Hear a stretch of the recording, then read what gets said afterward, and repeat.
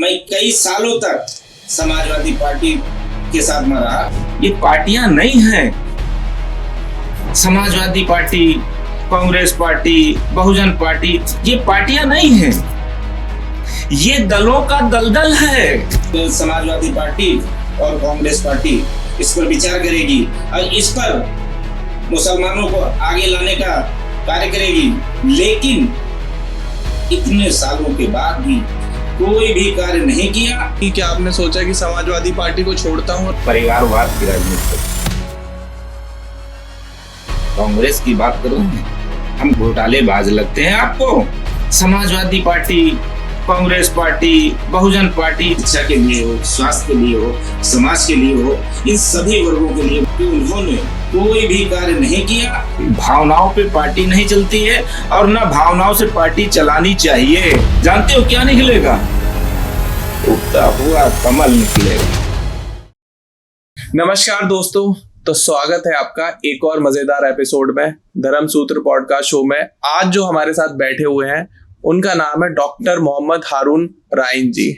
Sir जो हैं आगाज फाउंडेशन वेलफेयर सोसाइटी के फाउंडर हैं और national general secretary of India हैं, ऑल इंडिया पसमंदा मुस्लिम महाज से। तो सर 15 साल समाजवादी पार्टी में रह चुके हैं, 15 साल समाजवादी पार्टी में जिला अध्यक्ष रह चुके हैं। सर ने एक ऐसी जगह से चुनाव जीता है जहां पर आजादी के बाद कोई भी मुस्लिम कैंडिडेट ने कभी कोई चुनाव नहीं जीता था, क्योंकि ज्यादातर वहां पर जो हिंदू भाई हमारे सामाजिक लोग के रहते थे, हिंदू समाज के लोग, तो सर ने वहां से चुनाव जीता। सर अभी बीजेपी में एज ए सोशल वर्कर काम कर रहे हैं। तो सर स्वागत है आपका हमारे एपिसोड पे।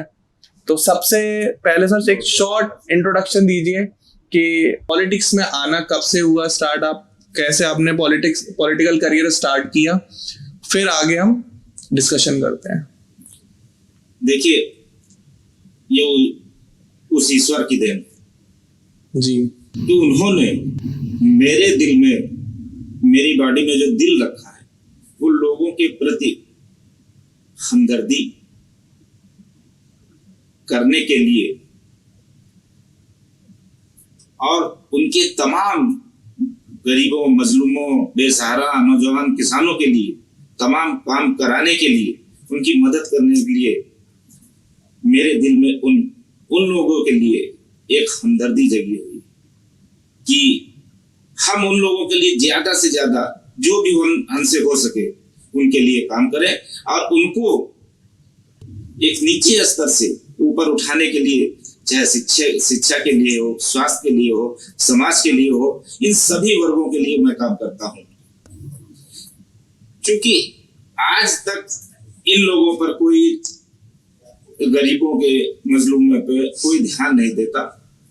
मैं ऊपर वाले का शुक्र अदा करता हूँ, ईश्वर का, अल्लाह का, कि उन्होंने मेरे दिल में ये हमदर्दी रखी और मैं उन लोगों के काम के लिए आया।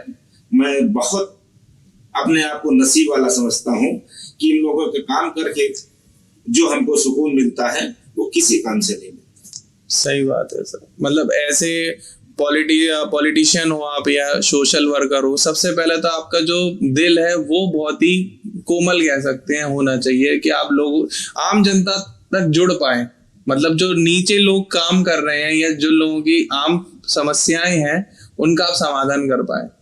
तो बीजेपी में आने के बाद आपको सबसे बड़ी आम समस्या क्या लगी कि आपने सोचा कि समाजवादी पार्टी को छोड़ता हूं और बीजेपी ज्वाइन करता हूं, तब मैं आम जनता का, चाहे वो हिंदू समाज से हो चाहे वो मुस्लिम समाज से हो, इनकी मैं हेल्प कर पाऊंगा बेहतर तरीके से? देखिए, मैं आपको बता दूं, भारतीय जनता पार्टी में आने का जो कारण है वो भारत देश को आगे ले जाने, जो भारत देश को आगे ले जाने का काम कर रहा है, मैं उसके साथ में खड़ा होकर उसके हौसले के बढ़ाना चाहता हूं। जैसे लोगों ने, विपक्ष की पार्टियों ने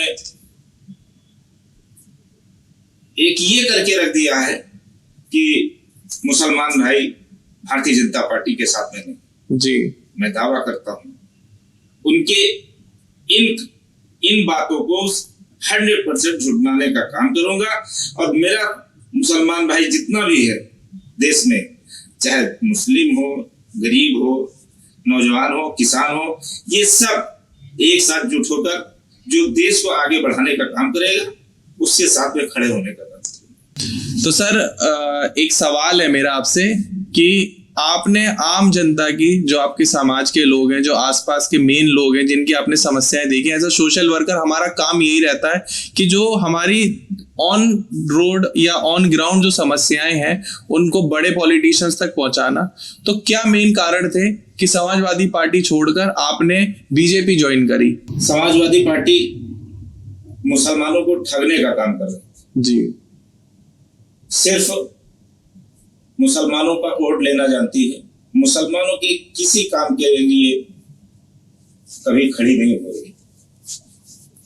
भारतीय जनता पार्टी ने ऐसे टाइम पर मुसलमानों का साथ देने का वादा कर रही, पसमानदा मुसलमानों के लिए।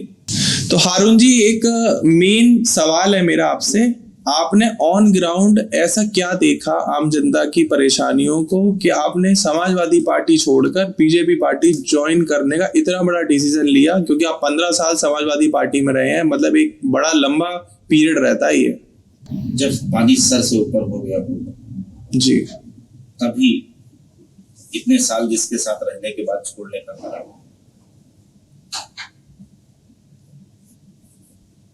समाजवादी पार्टी युवाओं को, बेरोजगारों को, मुसलमानों को सिर्फ ठगने का काम कर रही है, सिर्फ वोट बैंक समझ के इस्तेमाल करने का काम कर रही, ना कि उनकी किसी सुरक्षा के लिए कोई काम कर रही, ना शिक्षा के लिए कोई काम कर रही, ना रोजगार के लिए कोई काम कर रही थी, ना नौकरी के लिए कोई काम कर रही थी। सिर्फ उसका काम था कि किसी तरीके से बहकाकर गरीबों, मजलूमों, नौजवानों, किसानों का वोट ले लेना और सरकार बनने के बाद सिर्फ अपनी तिजोरियां भरना, अपने लोगों को मजबूत करना और अपने ही परिवार को धन दौलत से नवाजना। बाकी प्रदेश की जनता भूखमरी की कगार पे है, बेरोजगारी की कगार पे है, मुसलमान कहाँ मर रहा है, क्या कर रहा है, कोई मतलब नहीं रहता था, जिसकी वजह से मैं कई सालों तक समाजवादी पार्टी के साथ में रहा। लेकिन उसके बाद भी आपने देखा होगा कि 2006 में सच्चर कमेटी की रिपोर्ट आई जी, जिसमें हम लोगों ने ये उम्मीद की थी कि भारतीय समाजवादी पार्टी और कांग्रेस पार्टी इस पर विचार करेगी और इस पर मुसलमानों को आगे लाने का कार्य करेगी।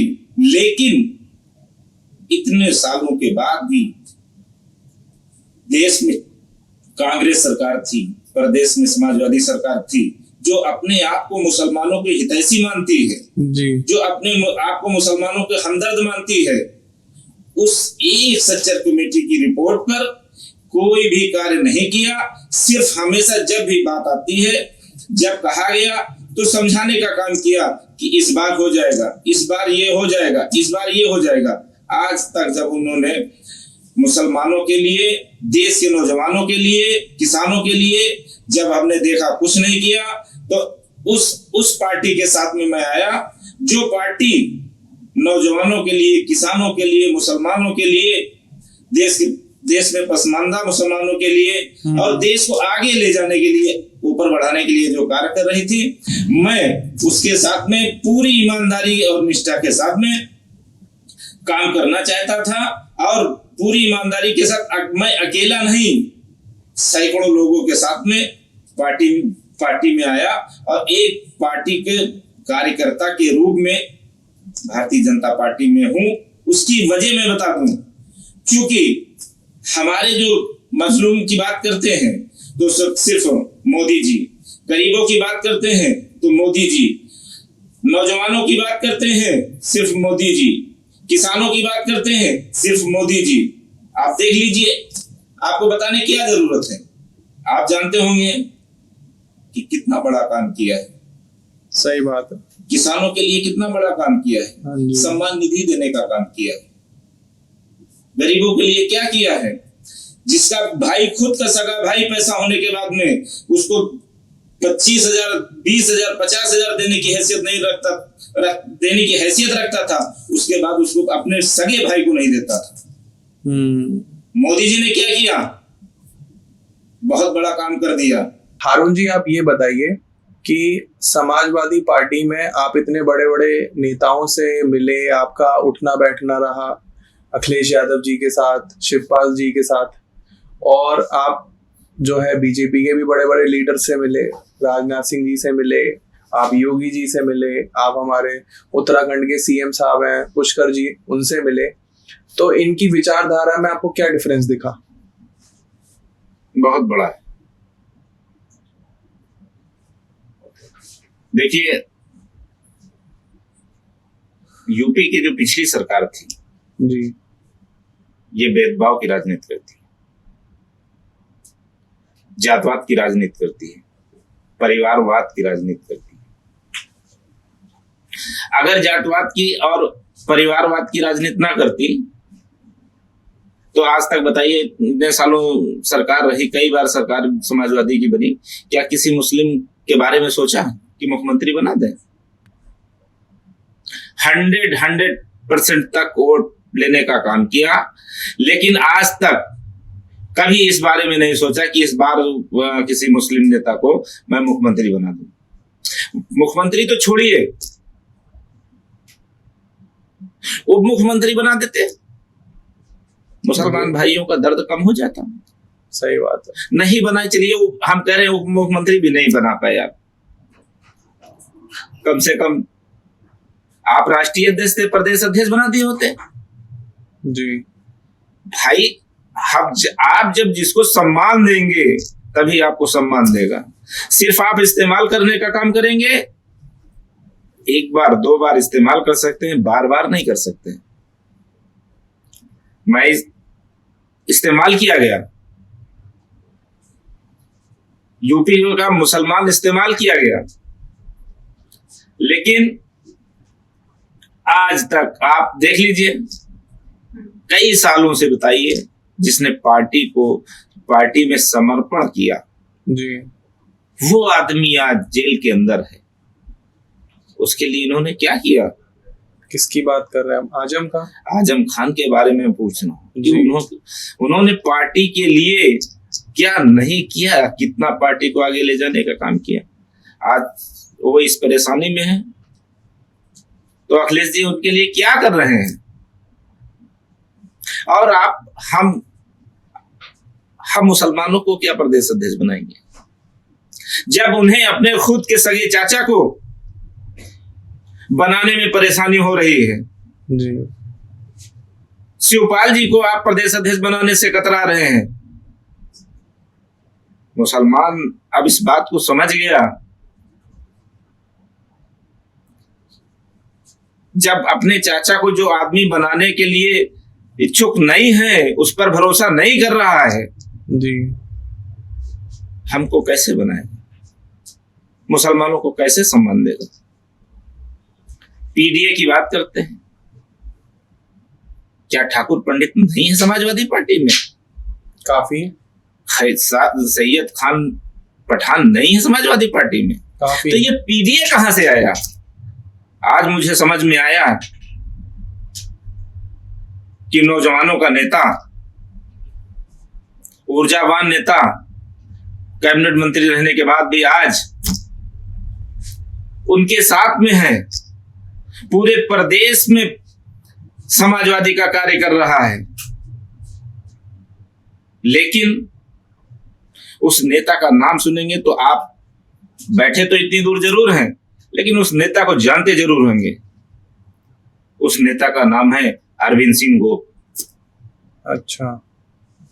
अरविंद सिंह गोप ने समाजवादी में समर्पण किया। आज वो विधायक नहीं है, आपके पास, आपके हाथ में था, आप उनको राज्यसभा भेज सकते थे जी। ये तो आपके हाथ में था, आपने ये भी नहीं किया। अब इस तरह पीडीए की राजनीति करोगे?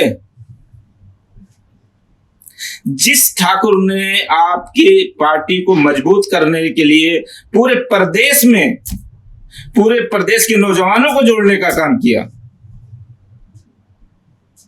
उसके लिए आप क्या किए? मुंबई से बुला के आप जी राज्यसभा भेज दिए। ग्राउंड लेवल पे वो क्या करती हैं? मेरा ग्राउंड लेवल पे किसी के बारे में मालूम है उनको कि गरीबी क्या होती है, भूखमरी क्या होती है, किसानों की परेशानियां क्या होती हैं? नहीं मालूम है। लेकिन अरविंद सिंह गोप को मालूम है। अगर चाहते तो पार्टी मजबूत कर सकते थे। ये पीडीए जो है, इनको ये जो पीडीए है, पीडीए उनको जमीन में लेकर जाएगा। ये पार्टियां नहीं हैं। समाजवादी पार्टी, कांग्रेस पार्टी, बहुजन पार्टी, ये पार्टियां नहीं हैं। ये दलों का दलदल है। ये दलों का दलदल है। और इस दलदल के अंदर से जानते हो क्या निकलेगा? उगता हुआ कमल निकलेगा। इस दलदल से कमल निकलेगा, और वो कमल पूरे देश में, पूरे देशवासियों के लिए चमकाने का काम करेगा। तो मुझे एक सवाल है हारून जी आपसे कि आपने बीजेपी ज्वाइन करी, तो क्या आपके मन में कभी ये विचार नहीं आया कि बीजेपी ना ज्वाइन करके आम आदमी पार्टी है, कांग्रेस पार्टी है, और भी बहुत सारे दल हैं ऐसे जो काफी सालों तक राजनीति में रहे हैं और उन्होंने देश को चलाया है, देश को आगे बढ़ाया है, बहुत सारी योजनाएं लेकर आए हैं। जब कांग्रेस थी सरकार में तो उन्होंने भी कुछ अच्छे काम किए होंगे, तभी उनको चुना गया हर बार। मैं यहाँ पे तिजोरियां भरने के लिए राजनीति करने नहीं आया हूँ, हवेलियां खड़ी करने के लिए राजनीति करने नहीं आया हूँ जी। मैं समाज सेवा करने के लिए राजनीति में आया हूँ। समाज की सेवा करता हूँ। और आप किस पार्टी की बात कर रहे हैं? कांग्रेस की बात कर रहे हैं? हम घोटालेबाज लगते हैं आपको? नहीं सर। जो मुझसे आप ये कह रहे हो कि कांग्रेस में क्यों नहीं गए, मैं घोटालेबाज नहीं हूं। मेरा देखा हुआ है जी। 2G स्पेक्ट्रम घोटाला, कॉमनवेल्थ घोटाला, कोयला घोटाला। घोटालेबाज बनाना चाहते हो आप हमें? नहीं सर, कैसी बात कर रहे हैं? मैं उसके साथ में रहूंगा जिसका दामन साफ होगा जी। और दामन आज की देश में जिस पार्टी का साफ है, उस पार्टी का नाम है भारतीय जनता पार्टी। और भारतीय जनता पार्टी में आने का कारण भी यही रहा। भारतीय जनता पार्टी में कोई एक, तो सबसे पहली बात मैं आपको बता दूं इसमें क्या है जी, जो बहुत ही अच्छी लगती है हमें जी। इसमें एक परिवारवाद नहीं है। हाँ सर। कि मैं मंत्री हूं तो मेरा बेटा भी विधायक होगा, मंत्री होगा, फिर मेरे बेटे का लड़का होगा, मेरा पोता, वो भी मंत्री विधायक होगा। ये नहीं, ये सबसे अच्छी बात है। इसमें क्या है, इसकी वजह क्या है, इससे लोगों के क्या फायदे हैं? कोई कभी कुछ भी बन सकता है, कोई कभी कहीं चुनाव लड़ सकता है, कोई कभी कहीं बैठ सकता है, लेकिन ये चीजें समाजवादी पार्टी में और कांग्रेस पार्टी में नहीं है। आपने देखा होगा जी, एमपी में मोहन यादव को मुख्यमंत्री बना दिया। हाँ। किसकी बात है? ये बड़े दिल वालों की बात है, बड़ी पार्टी वालों की बात है, बड़ी सोच वालों की बात है। देश हित के लिए और राज्य हित के लिए जो अच्छा होगा वही रीजन वो होगा, जो देश के लिए अच्छा करेगा और जो देश हित में होगा वो होगा। भावनाओं पे पार्टी नहीं चलती, भावनाओं पे पार्टी नहीं चलती है, और ना भावनाओं से पार्टी चलानी चाहिए। उसको जिसका जो हक है उसको वो हक मिलना चाहिए। तो जो ग्राउंड लेवल पर आम जनता है जो परेशान है, किसी को घर में समस्याएं हैं, किसी की खाने की परेशानी है, किसी की रोजगार की समस्या है, किसी की स्वास्थ्य की समस्याएं हैं। आम जनता की सर यही प्रॉब्लम रहती है। बड़े लोगों की प्रॉब्लम रहती है कि कॉन्ट्रैक्ट दिलवा दो नेताओं से, या फिर हमारा कोई काम निकल जाए, या कोई जॉब लगवा दो सरकारी। तो आप तो सर आम जनता के नेता हैं, आप लोग आम जनता से जुड़े हुए हैं। तो अगर कोई आम जनता इस पॉडकास्ट को देख रही है आपके लखनऊ से, और उसके जीवन में इस तरीके की समस्या चल रही है, तो आप उसकी मदद किस प्रकार से करेंगे? कैसे उसकी आवाज को बड़े नेताओं तक पहुंचाएंगे, या पार्टी तक पहुंचाएंगे, या सरकार तक पहुंचाएंगे? जैसे आपने कहा कि आम समस्या, जी आम समस्या क्या होती है सर? रोजगार, स्वास्थ्य, पढ़ाई, रोटी, कपड़ा और मकान। बिल्कुल सही, सबसे मेन मुद्दे ये हैं। जी हारून जी, एक मेरा सवाल है कि जो आम जनता होती है, आम जनता की आम समस्याएं होती हैं बहुत छोटी छोटी, जैसे कि किसी को स्वास्थ्य की समस्या है, किसी को मकान की समस्या है, किसी की गलत कंप्लेन हो गई, कोई बेचारा बेवजह फंस गया। छोटे तबके के लोग होते हैं, बड़े लोगों से जान पहचान होती नहीं है। तो उन आम जनताओं की समस्याओं को आप किस तरीके से हैंडल करते हैं और किस तरीके से सॉल्व करते हैं? जैसे बहुत छोटी छोटी समस्याएं होती हैं, हम लोग के सामने आती हैं। कोई गलत तरीके से किसी के नाम FIR करा देता है, उसमें भी मुझे खड़ा होना पड़ता है जी, और उसके लिए मुझे उनकी मदद करनी पड़ती है। परिवार में कोई बीमार होता है तो अब हॉस्पिटल में जाने के लिए आदमी सोचता है कि कोई जिम्मेदार आदमी मिल जाए, जानकार आदमी मिल जाए। तो वहां पर जो हमारे आसपास जो लोग हैं वो जानते हैं, और मेरा कहना भी है उन लोगों के कि कभी भी किसी टाइम अगर मेरी जरूरत है किसी काम के लिए तो मुझे जरूर याद करिए। तो वो लोग जब हमसे बताते हैं कि ये मेरा भाई बीमार है या मेरे पिताजी बीमार है, बहुत ज्यादा है, हॉस्पिटल की जरूरत है, तो मैं उनके इस काम के लिए अपना टाइम निकाल कर उनके पास खड़ा होता हूँ। क्योंकि मेरे लिए जब समाज सेवा में आया हूँ, राजनीति में आया हूँ, उनकी सेवा करने के लिए आया हूँ, तो हर वक्त उनके लिए तैयार रहता हूँ। किसी भी टाइम वो अगर हमें चाहें, जहां पे जिस काम के लिए चाहें, मैं उनके साथ चलने के लिए तैयार हूं। और जो भी समस्याएं होंगी, पैसे की समस्या हो मैं उसकी मदद करूंगा। इसके अलावा जो चीज हमारे बस में नहीं होगी, और भी तमाम समस्याएं होती हैं जो मेरे ऊपर नहीं हो सकती, वो मंत्री और सांसद और विधायक के उसमें आती हैं, मैं उनके थ्रू भी उनकी मदद कराता हूं। लेकिन वो काम जो गरीब भाई हैं, किसान, नौजवान, मजदूर, मैं उनके हर काम के लिए खड़ा रहता हूं, चाहे जैसे भी हो। मैं उनका काम कराने की 100% कोशिश करता हूं और करा के ही दम लेता हूं। उसके लिए चाहे मुझे राजनाथ सिंह के पास जाना पड़े, चाहे योगी जी के पास जाना पड़े जी, चाहे नीरज सिंह के पास जाना पड़े, चाहे प्रदेश में किसी भी मंत्री और ब्रजेश पाठक जी के पास जाना पड़े, दिनेश शर्मा जी के पास जाना पड़े, किसी भी नेताओं के पास मुझे जाना पड़ता है, मैं उनकी परेशानियों को लेकर उनके पास जरूर जाता हूं, क्योंकि उनका निस्तारण हो सके। तो हारून जी, जैसे आपने बताया कि बीजेपी में आप आम जनता की समस्याओं को लेके आप अब सीधे प्रशासन के पास जा पाते हैं, सरकार के पास जा पाते हैं। क्या समाजवादी पार्टी में भी आप सेम कार्य कर पाते थे आसानी से? नहीं, अगर कर पाते होते तो जो समस्याएं लोगों की थी उनका निस्तारण हो रहा होता शुरू से, तो आज ये नौबत ना आती जी। वहां पे आपको मिलने के लिए टाइम दिया जाता है और टाइम देने के बाद मिलते नहीं।